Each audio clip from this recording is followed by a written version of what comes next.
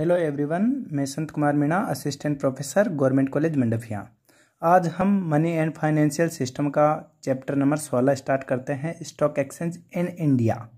भारत में stock exchange का ढांचा किस प्रकार का है, कब प्रारंभ हुआ, इनकी सदस्यता क्या है, भारत के प्रमुख सदस्यता से तात्पर्य कि इसमें सदस्य बनने की, मेंबरशिप लेने की प्रोसेस क्या है स्टॉक एक्सचेंज में, और बॉम्बे स्टॉक एक्सचेंज जो पहला स्टॉक एक्सचेंज है इंडिया का, उसके क्या ऑब्जेक्ट थे, इनके बारे में इस अध्याय में अपन स्टडी करेंगे। इसके अंदर स्टॉक एक्सचेंज होता क्या है, अपन ने पिछली क्लास में पढ़ा था कि स्टॉक एक्सचेंज वह बाजार होता है जहां सेकंड हैंड यानी जो पहले से निर्गमित की जा चुकी हैं प्रतिभूतियां, चाहे अंश, डिबेंचर्स, गवर्नमेंट प्रतिभूतियां, उनका क्रय विक्रय किया जाता है उस बाजार में। समय के अनुसार स्टॉक एक्सचेंज के जो प्रारूप थे, संगठन थे, वो बदलते चले गए। सर्वप्रथम जो स्टॉक एक्सचेंज जो बने थे या गठित हुए थे वो स्वैच्छिक संघ के रूप में गठित हुए थे। स्वैच्छिक संघ से यानी तात्पर्य, इनका स्वैच्छिक संघ से तात्पर्य है कि ये किसी पंजीकृत कंपनी के रूप में इनका निर्माण नहीं किया गया, बल्कि स्वैच्छिक संघ के रूप में इनका निर्माण किया गया और गैर लाभकारी स्वैच्छिक संघ के रूप में गठित हुए थे। इनमें मुंबई स्टॉक एक्सचेंज, अहमदाबाद एवं इंदौर के स्टॉक एक्सचेंज शामिल हैं। ये इसी प्रकार के स्टॉक एक्सचेंज थे, स्वैच्छिक संघ के रूप में इनकी स्थापना हुई थी। फिर स्टॉक एक्सचेंज आगे जिनका निर्माण हुआ वो अंशों द्वारा सीमित सार्वजनिक कंपनी के रूप में गठित किए गए। देश के जो अधिकांश स्टॉक एक्सचेंज हैं वो अंशों द्वारा सीमित दायित्व वाली संयुक्त पूंजी कंपनी के रूप में रजिस्टर्ड हैं। इनमें कौन कौन से स्टॉक एक्सचेंज हैं, इनमें मैं बात करूं तो कलकत्ता स्टॉक एक्सचेंज, दिल्ली, बेंगलोर, कोचीन, कानपुर, लुधियाना, गुवाहाटी, ये सब स्टॉक एक्सचेंज इसी श्रेणी में हैं। इनका निर्माण, इनका गठन अंशों द्वारा सीमित दायित्व वाली कंपनी के रूप में रजिस्टर्ड हैं। तीसरा प्रारूप है स्टॉक एक्सचेंज का गारंटी द्वारा सीमित दायित्व वाली कंपनी के रूप में। इसमें कौन कौन से शामिल हैं, इसमें Madras stock exchange, Hyderabad stock exchange इसमें शामिल हैं। और लास्ट प्रकार है निजी कंपनी के रूप में जिन स्टॉक एक्सचेंज का गठन हुआ है, इसमें केवल बेंगलोर स्टॉक एक्सचेंज शामिल है। भारत में लगभग 23 स्टॉक एक्सचेंज कार्यरत हैं। लगभग क्या कन्फर्म ही हूँ मैं, 23 स्टॉक एक्सचेंज कार्यरत हैं। सबसे पहला जो स्टॉक एक्सचेंज बना था भारत में वो बॉम्बे स्टॉक एक्सचेंज बना था, जिसकी स्थापना 1875 में हुई थी बीएसई के नाम से, बॉम्बे स्टॉक एक्सचेंज के नाम से। 2 स्टॉक एक्सचेंज भारत में अच्छे क्रियाशील हैं, बॉम्बे स्टॉक एक्सचेंज बीएसई और national stock exchange NSE. Bombay stock exchange इसकी बात करें तो इसकी स्थापना 1 जुलाई 1875 को हुई थी और इसे 2005 में पब्लिक लिस्टेड कंपनी के रूप में बदल दिया गया था, यानी सार्वजनिक क्षेत्र में इसको बदल दिया गया था। जो मुंबई या बम्बई स्टॉक एक्सचेंज है, बम्बई कहूँगा क्योंकि बीएसई नाम है, मुंबई तो अब हुआ है। तो जो बम्बई स्टॉक एक्सचेंज था, इसका हेड ऑफिस दलाल स्ट्रीट जगह है वो मुंबई में है, वहाँ इसका हेड ऑफिस है। दलाल स्ट्रीट नाम कैसे पड़ा, क्योंकि ये जो जगह है दलाल स्ट्रीट, यहाँ पहले जो व्यक्ति थे जिन्होंने सदस्यता ले रखी थी, क्योंकि स्टॉक एक्सचेंज में केवल व्यक्ति ही ट्रांजैक्शन, जो रजिस्टर्ड व्यक्ति हैं या जिन्होंने मेंबरशिप ले रखी है, जिन्होंने सदस्यता ग्रहण कर रखी है, वो व्यक्ति ही ट्रांजैक्शन कर सकते हैं, यानी वह व्यक्ति ही प्रतिभूतियों का क्रय विक्रय के लिए योग्य माना गया है या योग्यता रखते थे, या फिर उनके एजेंट कार्य करते थे। तो इस गली में वो एजेंट या व्यक्ति जिन्होंने मेंबरशिप ले रखी थी, वो प्रतिभूतियों को बेचने और खरीदने का कार्य करते थे। तो वो एक तरीके से वो पूरी जो गली थी, उस गली को दलालों की गली कहा जाता था, क्योंकि सभी व्यक्ति तो ट्रांजैक्शन नहीं कर सकते, क्योंकि स्टॉक एक्सचेंज में ट्रांजैक्शन करने के लिए मान्यता लेनी पड़ती थी या सदस्यता लेनी पड़ती है। तो इस वजह से कुछ दलाल या कुछ व्यक्ति ही, जो सदस्यता प्राप्त व्यक्ति थे, वह व्यक्ति ही बैठ के ट्रांजैक्शन करते थे। इस वजह से उसको दलालों की गली कहा जाता था और उसका नाम स्ट्रीट गली पड़ गया। तो जो मुंबई स्टॉक एक्सचेंज है, इसका हेड ऑफिस है दलाल स्ट्रीट मुंबई में। ये जो इसका इंडेक्स है उसका नाम है सेंसेक्स, और सेंसेक्स में 30 कंपनियों के शेयर लिए जाते हैं। मैं मुंबई स्टॉक एक्सचेंज के साथ ही जो दूसरा अपने देश में प्रचलित स्टॉक एक्सचेंज है उसके बारे में भी बता देता हूँ। नेशनल स्टॉक एक्सचेंज, इसकी स्थापना 1992 में स्थापित हुआ था ये, और इसको मान्यता 93 से मिली।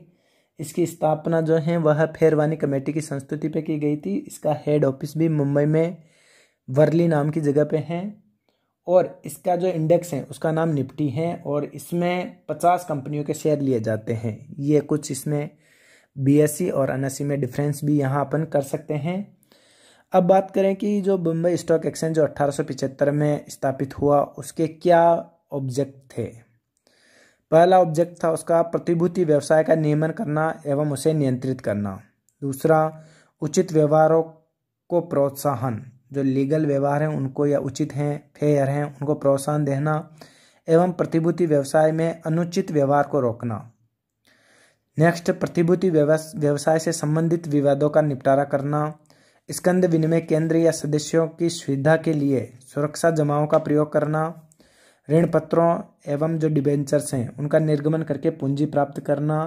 ये मैंने यहाँ 5 ऑब्जेक्ट लिखे हैं। इनके अलावा और भी मुंबई स्टॉक एक्सचेंज के ऑब्जेक्ट थे, जैसे समान उद्देश्य वाली किसी अन्य स्कंद विनिमय केंद्र से सहयोग करना या सदस्यता प्राप्त करना। प्रतिभूति व्यवसाय से संबंधित सूचनाओं एवं आंकड़ों को प्राप्त करना, विश्लेषण करना, सुरक्षित रखना, इनके प्रकाशित करने, इन आंकड़ों एवं सूचनाओं को प्रकाशित कराने हेतु तो अखबार, पत्रिका, पुस्तकालय की व्यवस्था करना, दान के उद्देश्य से चंदा देना, स्कंद विनिमय केंद्र की अचल एवं चल संपत्ति का प्रबंध, विक्रय, विनिमय, विकास एवं विक्रय करना, स्कंद विनिमय केंद्र के कोषों को विनियोजित करना, उसके धन को अग्रिम देना। तो ये सब बॉम्बे स्टॉक एक्सचेंज के उद्देश्य रखे गए थे। अब बात करते हैं स्कंद विनिमय केंद्र, स्कंद विनिमय की सदस्यता की, कौन इस स्टॉक एक्सचेंज की मेंबरशिप ले सकते हैं। तो सबसे पहले ये जानना जरूरी है मेंबरशिप के लेने से पहले कि कौन इसमें कार्य कर सकते हैं। सबसे पहले स्टॉक एक्सचेंज में केवल उसकी सदस्यता लिए हुए व्यक्ति ही कार्य कर सकते हैं। वो व्यक्ति ही ट्रांजैक्शंस या प्रतिभूतियों का क्रय विक्रय करने के लिए योग्य माने जाते हैं जिन्होंने स्टॉक एक्सचेंज की सदस्यता ले रखी है, या फिर उनके एजेंट के द्वारा कार्य किया जा सकता है।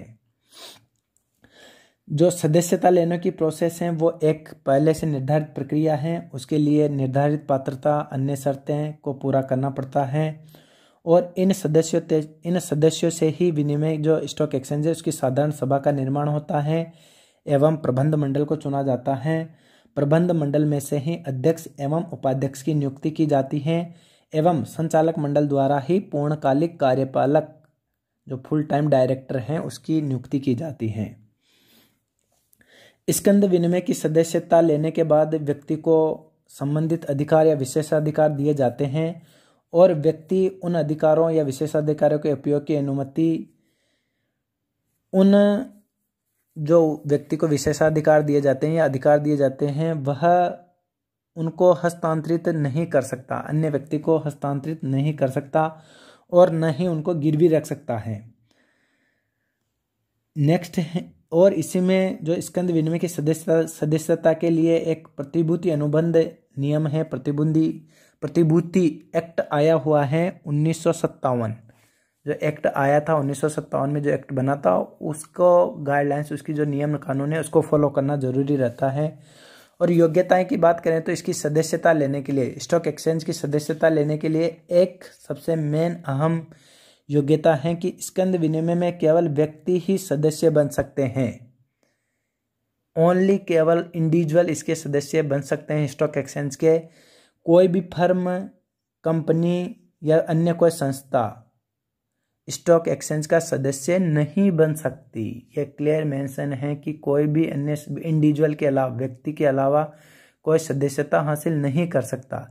लेकिन 2 या 3 सदस्य मिलके जिन्होंने सदस्यता ग्रहण कर ली है वो 3-4 सदस्य आपस में मिलकर फर्म का निर्माण कर सकते हैं। और कोई भी सदस्य जिन्होंने सदस्यता ले ली है वह अपनी पत्नी, पुत्र, पिता, भाई के साथ मिलकर भी फर्म का निर्माण कर सकता है।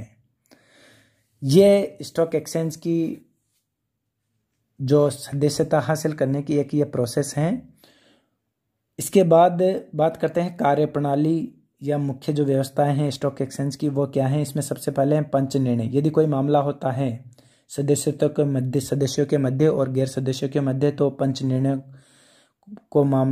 निर्णय जो एक कमेटी होती है उसको मामला सौंपा जाता है और वो कमेटी उसका निपटारा करती है। दूसरा, हिसाब किताब की पुस्तक एवं प्रलेख। जो भी पुस्तकें हैं या हिसाब किताब की डॉक्यूमेंट्स हैं उनको प्रतिभूति एक्ट के अनुसार 5 वर्ष तक उनको रखना पड़ता है, उनको संभाल के रखना पड़ता है, 5 वर्ष तक उनको मेंटेन रखना पड़ता है। तीसरा, सूचना देना, यह भी कार्यप्रणाली में शामिल है। जब साधारण सभा की मीटिंग हो जाती हैं, साधारण सभा हो जाती हैं, उसके 1 माह के भीतर निम्न सूचनाएं केंद्र सरकार को प्रेषित करनी होती हैं, उसको देनी पड़ती हैं। कौन कौन सी सूचनाएं हैं?